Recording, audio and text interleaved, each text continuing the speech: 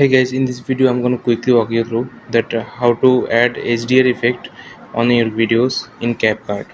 What you need to do first is go to your CapCut app.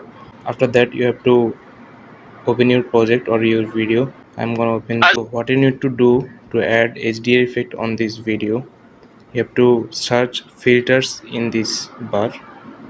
I'm going to click on filters. After that you have to click on this third effect called Natty. I'm going to click it. Then you have to increase this filter to 100%. After that you have to click on this bar.